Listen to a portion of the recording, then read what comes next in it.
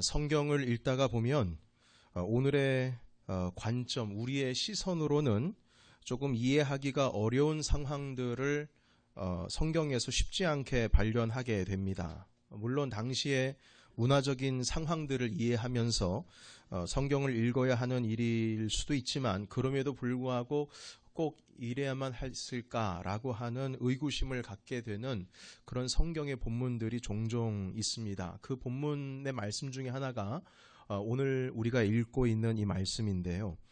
여호수아 이 6장 후반 그 21절에 이제 보시게 되면 이제 여리고성을 드디어 이제 점령하는 기사가 등장을 하게 되는데, 그 내용을 보시게 되면 특별히 21절에 이 여리고성을 점령하면서 그 성 안에 있는 남녀노소를 모두 칼로 죽이는 장면이 등장을 합니다. 말 그대로 남자, 여자, 노인 그리고 어린아이들 모두였습니다. 여러분, 좀 잔인해 보이지 않나요? 네, 아무리 전쟁이라 할지라도 그 여자와 아이들 그리고 노인과 같은 약한 분들을 멸절한다는 것이 좀 잔인한 것 같습니다. 민간인들 아닙니까? 군사들도 아니고. 차라리 좀 포로로 남겨두었으면 좋지 않았을까. 좀 이런 생각을 또 한번 해보기도 합니다. 성경에서는 어떠한 자비로운 모습 전혀 찾을 수 없고요. 그 말 그대로 살아있는 모든 것은 구분하지 말고 진멸했다, 이렇게 기록을 하고 있습니다. 이렇게 싹쓸이 진멸을 해야 되는 이유는 하나님의 명령이 그러했기 때문입니다. 신명기 20장에 보시게 되면 하나님의 명령이 존재하는데요. 16절부터 18절까지 말씀 우리 함께 스크린 보면서 같이 읽어보도록 하겠습니다. 16절에서부터 18절 말씀. 오직 내 하나님 여호와께서 내게 기업으로 주시는 이 민족들의 성읍에는 호흡 있는 자를 하나도 살리지 말지니 곧 헷 족속과 아모리 족속과 가나안 족속과 브리스 족속과 히위 족속과 여부스 족속을 내가 진멸하되 내 하나님 여호와께서 내게 명령하신 대로 하라. 이는 그들이 그 신들에게 행하는 모든 가증한 일을 너희에게 가르쳐 본받게 하여 너희가 너희의 하나님 여호와께 범죄하게 할까 함이니라. 아멘. 오늘 신명기 20장에 있는 말씀 보시게 되면 가나안 땅에 있는 민족들의 성읍, 그 성읍 안에 있는 호흡 있는 자 하나도 살리지 말라, 이렇게 주님께서 이미 명령을 내리셨습니다. 그 이유는 18절에 기록이 되고 있는데요. 그 가나안 7족속이 섬기고 있는 신들이 행하는 가증한 일로 인하여서 이것들이 이스라엘 백성들이 다 배울 것 같다. 그리고 하나님께 범죄하게 될 것 같다. 우상 섬길 것 같다. 그렇기 때문에 7족속의 그 우상의 문화들과 우상을 섬기는 그 모든 것들이 그 나쁜 습관들이 흘러가지 않도록 차단하기 위해서 그 민족을 멸절해야 된다, 이렇게 말씀을 하십니다. 당시에 가나안 땅에는 7개의 족속이 있었는데요. 그들이 섬기는 여러 신들이 있었습니다. 그런데 그 신들 중에 대표적인 신이 우리가 잘 아는 신입니다. 바알. 여러분 잘 아시죠? 그 바알이라고 하는 신은 다산의 신입니다. 그리고 비옥의 신입니다. 그러니까 풍성함, 이런 어떤 다산과 땅을 비옥하게 하고 곡식의 출하량을 풍성하게 하는, 이 비를 다스리고 하늘을 다스리고 땅을 다스리는 종합 세트 신입니다. 그래서 이 가나안 지역은 당시의 농경사회였는데요. 씨앗을 땅에 뿌리고 가꾸어서 땅에서 나는 곡식들을 거두어서 사는 사람들이었습니다. 그런데 반대로 이스라엘 사람들은 40년 동안을 광야에서 살았는데, 지금 가나안 땅으로 들어가는 이스라엘 사람들은 애굽에서 살았던 사람들이 아니고 이미 애굽에서 나온 사람들은 다 죽고 가나안 땅에 들어가기 위해서 광야에서 생활을 하다가 태어난 사람들이었습니다. 그래서 이 사막에서 40년 동안 산 사람들이 어떻게 작물해야 되는지, 어떻게 곡식을 키워야 되는지 농사 짓는 법을 알지 못하는 사람들이죠.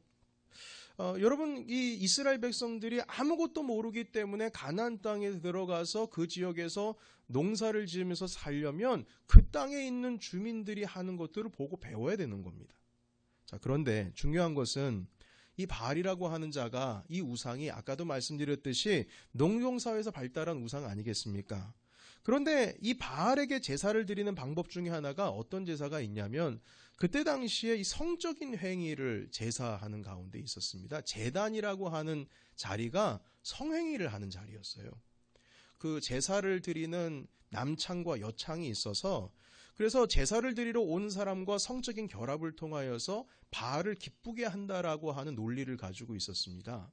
그래서 그런 행위를 하게 되면 바알이 기뻐가지고요, 하늘에서 많은 비를 내리고 땅을 비옥하게 하고 풍작을 하게 하고 다산을 하게 된다. 이런 믿음을 가지고 있었습니다.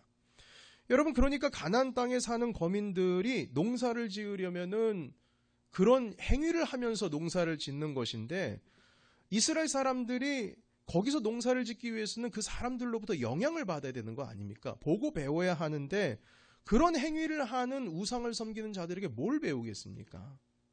여러분, 거기에 사는 거민들은 그렇게 해야지 농사가 된다라고 믿고 있어요.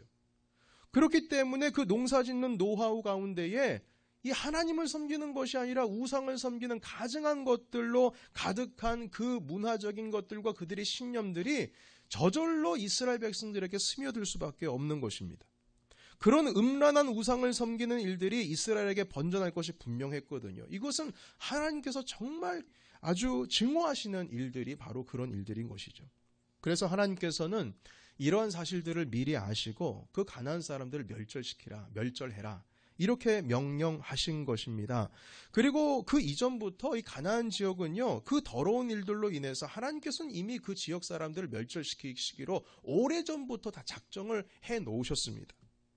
자, 그런데요, 아무리 그렇게 생각을 한다 할지라도 지금 21세기를 살아가고 있는 우리의 머릿속에 있어서는, 아니, 아무리 그래도 이 아이들과 여자들 그리고 노인들을 멸절하는 거, 이거 진멸시키는 거, 칼로 죽인다는 건 이거 너무한 건 아닌가? 자, 여러분, 이런 의문에 대해서 오늘 좀 답을 함께 찾아가고자 하는데요. 이 의문에 대한 답을 찾을 수 있도록 어떤 한 가지 단서를 제공하고 있는 책이 한 권 있습니다. 그 책을 여러분들께 이 시간 소개해드리고 싶은데요. 그 책의 이름은 바로 이 죄 죽이기라고 하는 책입니다. 이 책을 소개를 하자면 1600년대에 목회를 하셨던 존 오웬이라고 하시는 목사님께서 쓰신 책인데요. 이 존 오웬 목사님은 대표적인 청교도 신학자이시면서 설교가이시며 또한 목회자셨습니다. 이 책에서는 우리의 삶 속에서 끊이지 않고 계속 반복되고 있는 죄, 왜 그런 죄들이 반복될까? 그것에 대해서 근본적인 질문부터 시작해서 해결할 수 있는 방법까지 제시를 하고 있는 그 길을 열어주고 있습니다. 자, 그런데 이 책에 서문을 쓰신 분이 계시는데, 그 서문을 쓰신 분은 오늘 지금 살아계신 신학자입니다. 제임스 패커 교수가 쓰셨는데요. 그런데 그 제임스 패커가 쓴 서문에 이런 내용이 있습니다. 어떤 내용이 있냐면, 오늘날의 독자들이 이 책을 읽기 참 어려울 것 같다는 겁니다. 이 책을 읽기 어려운 이유는 오늘날의 그리스도인들이 하나님의 거룩하심에 대해서 충분히 이해하지를 못하기 때문에 읽기 어렵다, 이렇게 말씀합니다. 하나님의 거룩하심, 그 거룩이라고 하는 인식이 분명하게 충분히 그리스도인들이 인지하지를 못하고 하나님의 그 거룩하심에 대한 속성을 중요하게 받아들이지를 않고 있기 때문에 이 책을 읽기가 어렵다는 겁니다. 여러분, 거룩이라고 하는 의미를 잘 모르시는 분들을 위해서 간단히 풀어서 설명을 드리자면, 거룩이라고 하는 의미는 구별되었다라고 하는 것에서 시작이 되어서 순결하다, 정결하다, 이런 의미가 담겨 있습니다. 자, 그런데 이 존 오웬이 목사님께서 하시는 말씀이 무엇이냐면, 이 책에서 계속 강조하는 것은 하나님의 거룩하심, 그러니까 하나님의 순결하심, 정결하심, 그분의 구별되심, 이 거룩이라고 하는 것, 하나님의 대표적인 속성으로서 이 존 오웬 목사님께서 말씀하시는데요. 그 거룩이라고 하는 것, 정결함을 주님께서는 원하시고 주님 자체가 거룩이시고 정결이시기 때문에 그것 때문에 구원의 역사가 이루어진 것입니다. 여러분, 우리의 죄가 예수 그리스도의 피로 정결케 되는 것 아니겠습니까? 그 구원의 역사가 하나님의 거룩하심의 속성 때문에 이루어지고 있다는 거예요. 단지 하나님이 사랑이시기 때문에 우리를 구원하셨다라고 하는 것은 그거는 반만 아는 겁니다. 하나님께서 거룩하시기 때문에 그 거룩하심 때문에 사랑으로서 우리를 깨끗게 하시고 정결케 하시기를 원하신 것이지, 주님께서 만약에 거룩하시다라고 하는 것을 우리가 잘 알지를 못하면 우리가 하나님을 잘 모르는 겁니다. 자, 여러분, 요한 1서에 이런 말씀이 있습니다. 하나님은 사랑이시라. 그래서 그 사랑의 하나님을 알려면 우리가 서로 뭐 해야 된다? 사랑해야 된다. 우리가 서로 사랑하지를 않으면 하나님을 알지를 못한다. 왜냐하면 하나님은 사랑이시기 때문이다. 주님은 사랑이시기 때문에 우리가 사랑하지 않으면은 그 사랑이신 주님을 모르듯이, 주님이 거룩하시기 때문에 그 거룩하심을 우리가 본받지를 못하고 그 거룩에 대한 중요성을 깨닫지를 못하면 하나님이 거룩하시다는 사실, 주님을 알지를 못한다는 것이죠. 그런데 분명한 것은 주님께서는 레위기서에 이렇게 말씀하셨거든요. 나 여호와는 거룩하니 너희도 거룩하라 말씀해 주셨습니다. 그래서 여러분, 우리가 이 하나님의 거룩하심에 대한 진중한 무게감 있는 이해가 없이, 이 책이 죄에 대한 책이거든요. 그러니까 주님의 그 거룩하심에 대해서 우리가 무게감 있게 진중하게 생각을 못하면, 이해를 하지 못하면 이 죄라고 하는 것이 그냥 가벼운 문제로서만 우리가 이해가 된다는 겁니다. 그러니까 이 책 읽기가 어렵다는 것이죠. 여러분, 하나님께서 지극히 거룩하시다라고 하는 이 진리를 깨닫지 못하면 하나님께서 증오하시는 그 죄가 얼마나 극악한 것인지, 그것이 얼마나 더러운 것인지를 우리가 깨닫지를 못하는 겁니다. 그냥 대수롭지 않게 여기는 거죠. 하나님을 섬긴다고 하면서 하나님께서 거룩하시다라고 하는 것에 대한 진중한 깨달음이 없으면 죄의 심각성을 알지를 못합니다. 여러분, 그런 상태에서 이 죄의 심각성을 알리는 이 책을 이해할 수가 없는 것이죠. 여러분, 만약 그것이 그렇게 되면 죄로 인하여서 타락한 인류의 구원도 가볍게 우리가 다루게 될 수밖에 없습니다. 구원의 감사가 그렇게 감격스럽지 못합니다. 여러분, 내 죄가 정말 그렇게 큰 죄라고 하는 것을 깨닫지 못하는 사람에게 구원해 주셨다라고 그 복음을 제시해 준들 무슨 기쁨이 있겠습니까? 그 죄가 그렇게 무거운 것이 아닌데.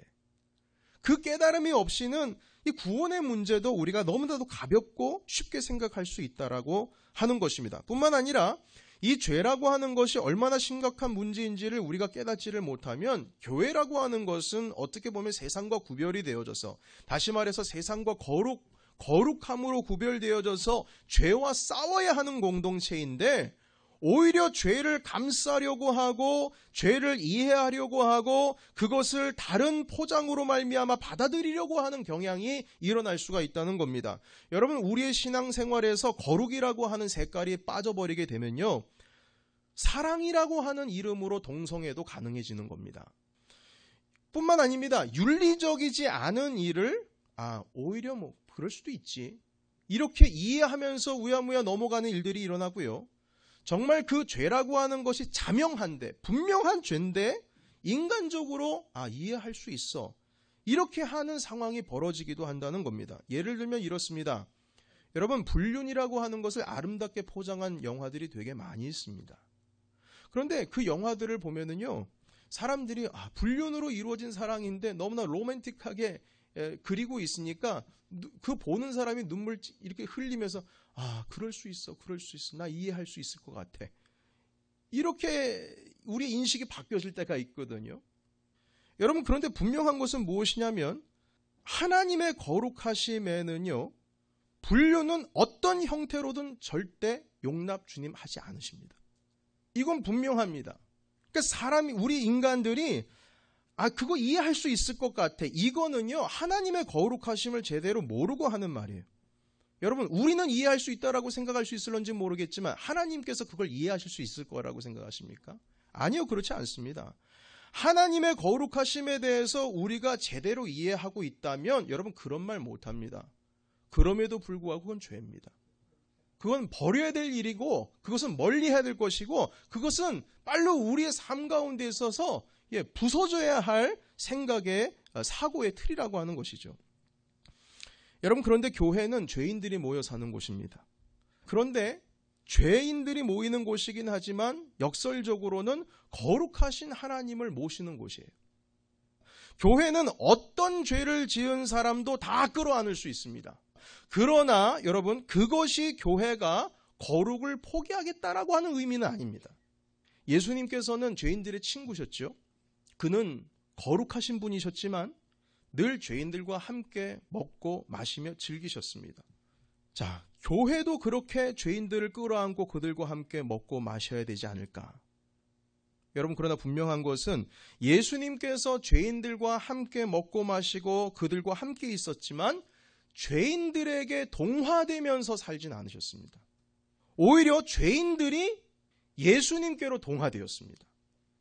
한마디로 예수님께서 죄인들과 함께 있으시면서 죄인들의 삶이 예수님의 거룩한 삶으로 바뀌어지기 시작했다라는 겁니다. 그것이 예수님의 영향력이었죠. 죄인들의 삶을 거룩한 성도의 삶으로 바꾸는 영향력입니다. 교회는 죄인들이 모여 있는 곳이지만 그 죄로 인해서 오염되어야 되는 곳이 아니라 오히려 그들에게 거룩함이라고 하는 영향력을 주어서 그들로 하여금 거룩의 삶을 살 수 있도록 이끄는 교회가 되어야 될 줄로 믿습니다. 그것이 거룩한 교회입니다. 다 받아줘가지고 다 받아주고 나니까 오염이 돼버린 거예요. 여기서도 죄짓고 저기서도 죄짓고. 그게 교회가 아니고요. 그들이 오면 오히려 그들이 거룩하게 변화가 되는 교회가 되어야 된다는 것입니다. 여러분, 그렇다면 우리도 그렇게 할 수 있을까?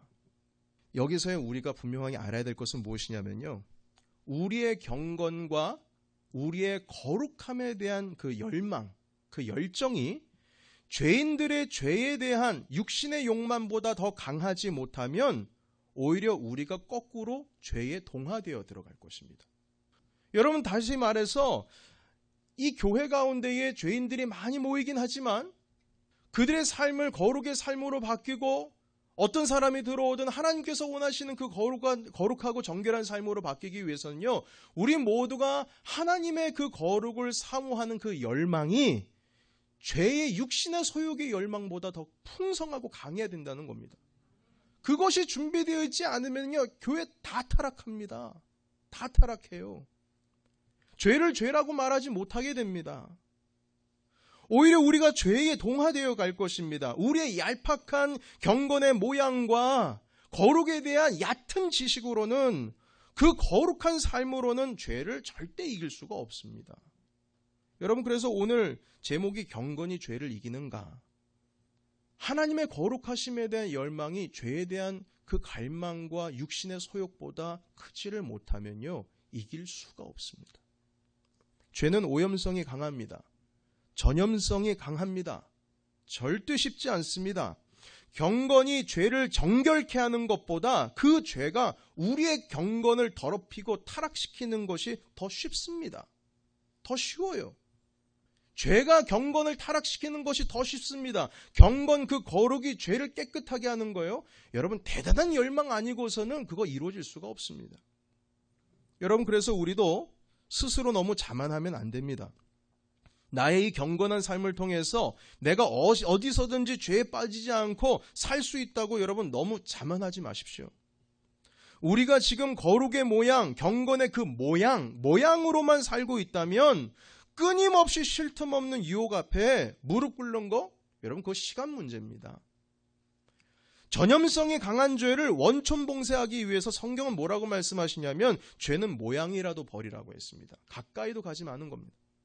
그만큼 경건이 죄를 이기기가 쉽지 않아요. 여러분, 아이들한테요, 방에다가 가둬놓고 주위에 사탕, 캔디, 수없이 많은 맛있는 캔디를 다 이렇게 주변에다가 놓고요, 야, 내가 1시간 뒤에 돌아올 테니까 하나라도 먹지 않고 참으면 엄마가 뭐 줄게, 더 좋은 선물 해줄게 라고 얘기했을 때에 그것을 이길 수 있는 아이가 몇이나 될까요? 시간 문제입니다. 결국 그 사탕 까먹는 건 시간 문제라는 거예요. 엄마가 더 좋은 거를 준비해줬다라고 아무리 얘기를 해도 그거 사탕 까먹는 건 시간 문제입니다. 여러분, 우리는 안 그럴 것 같습니까? 우리는 분명히 알아야 됩니다. 하나님께서는 이 죄에 대한 문제를 그냥 쉽게 넘어가지 않으십니다. 왜냐하면 주님의 속성이 거룩이시기 때문에. 그래서 여러분, 우리가 이 두 가지에 대한 이해, 그러니까 하나님은 거룩이시다, 그리고 인간이라고 하는 존재가 경건과 그 거룩에 대한 열망이 죄의 소욕에 대한 열망보다 부족하게 되면 절대 그 죄를 이길 수 없다는, 죄는 전염성이 강하다라고 하는 이 진리의 말씀을 두 가지를 이해하고 있으면요, 하나님께서 왜 그 가나안 땅의 거민들을 멸절하라고 하셨는지에 대해서 우리가 조금 이해할 수는 있습니다. 이스라엘의 경건으로는 죄를 이길 수 없기 때문입니다. 그들에게 축복의 통로가 되게 하시기 위해서, 하나님의 나라를 이루게 하시기 위해서 가나안 땅으로 인도하셨는데 거기서 죄짓고 산다. 주님은 거룩이신데 그렇게 되면 이스라엘 사람들을 주님께서 거두실 필요가 없다라는 것이죠. 의미가 없는 것입니다. 여러분, 우리 주님께서는요, 이 죄의 문제에 대해서 정말 심각하게 생각하시는 분입니다. 얼마나 심각하시냐면 그분께서 이 죄의 문제를 가만히 보고만 있을 수 없기 때문에 당신의 아들을 죽음 가운데 내어놓으셨습니다. 당신의 아들을 포기할 정도까지 우리를 사랑하시는 것도 맞는 말씀이지만 그 죄의 문제를 가만히 내버려 두시기까지 참으실 수가 없고, 주님은 정결하신데 우리 인간들을 사랑하신 나머지 우리를 품어안고 싶지만 우리가 죄 가운데 있는 모습을 그대로 내버려 두실 수가 없으셔서 당신의 사랑하시는 아들을 버리셨습니다. 왜냐? 주님은 거룩하시기 때문입니다. 여러분, 그만큼 죄에 대해서는 하나님께서는 타협이 없으시고 그 심판에 대해서는 엄중하십니다. 주님께서 아들까지 포기하셨다는 사실 우리는 잊으면 안 될 겁니다. 주님께서는 내가 거룩하니 너희도 거룩하라 말씀하셨습니다. 레위기서 11장 45절을 여러분 같이 한번 읽어볼까요? 자, 시작. 나는 너희의 하나님이 되려고 너희를 애굽 땅에서 인도하여 낸 여호와라. 내가 거룩하니 너희도 거룩할지어다. 아멘. 하나님께서는 우리가 거룩하기를 원하십니다. 우리는 생각합니다. 아니, 이 땅에 살면서 어떻게 그렇게 거룩함을 유지하며 살 수 있을까? 21세기를 살면서 너무 보수적인 말씀 아니신가? 때론 타협하면서 살 줄도 알아야지. 목사님께서 좀 너무 하시는 것 아닌가? 좀 적당히 좀 했으면 좋겠는데 라는 생각할 수 있을 것 같습니다. 네, 여러분, 저도 인간인지라 충분히 이해할 수 있고 또한 충분히 그러한 삶 가운데서 우리가 살고 있다는 것 저도 인정합니다. 그러나 다시 한번 말씀을 드리지만 저는 이해할 수 있을런지 모르겠지만 주님은 이해 못합니다. 하나님의 속성, 거룩이라고 하는 것, 주님께서 그분께서 자체가 거룩이라고 하는 것을 생각하면 그냥 적당히 해도 되겠지라고 하는 그 말이 주님 앞에는 허락이 될 수가 없는 거예요. 큰 죄든 작은 죄든 주님 앞에서는 모든 것이 다 죄입니다. 그 작은 죄를 위해서도 주님께서 아들을 우리에게 주셨다는 사실을 우리는 알아야 된다는 것입니다. 또 어떤 분들은 생각하시기를 이 거룩이라고 하는 단어가 뭐 목사님이나 전도사님이나 뭐 이런 분들에게만 해당되는 일일 것이다 라고 생각하시는 분들이 계실 줄 모르겠지만요, 주님께서 내가 거룩하니 너희도 거룩하라 하신 이 말씀을 자세히 한번 보세요. 그것은요, 그때 당시에 제사장들이나 레위인들에게 하신 말씀이 아니고요, 그 말씀, 율법의 말씀을 받고 있는 온 이스라엘 백성 모두에게 주님께서 하신 말씀입니다.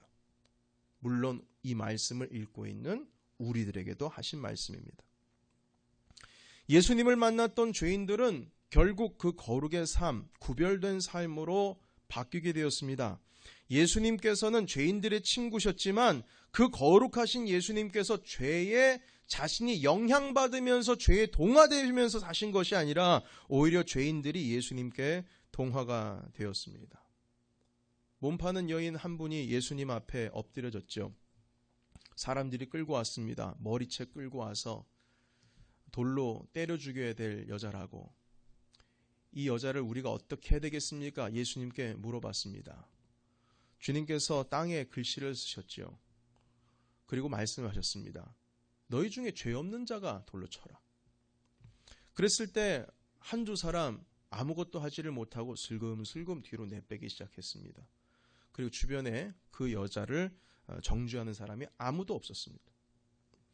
그 여인에게 주님께서 물었습니다. 너를 정죄하던 자가 어디 있느냐? 여자가 대답합니다. 다 가고 없습니다. 그래, 나도 너를 정죄하지 않겠다. 이렇게 말씀하셨습니다. 정죄하지 않겠다라고 말씀하신 것은 야, 나 모른 채 할 테니까 너 집에 가. 이런 말씀 아닙니다. 내가 너를 정죄하지 않는다라는 말은 너 그냥 계속 그렇게 살아. 괜찮아. 이런 말씀 아닙니다. 주님께서 내가 너를 정죄하지 나도 정죄하지 않는다라고 하신 말씀, 그 말씀 이후의 말씀이 중요합니다. 뭐라고 말씀하시냐면 여자여, 나도 너를 정죄하지 않을 것이다. 다시는 죄를 짓지 말라 하셨습니다. 주님께서는 그것을 그냥 가만히 죄를 죄로서 내버려 두신 것이 아닙니다.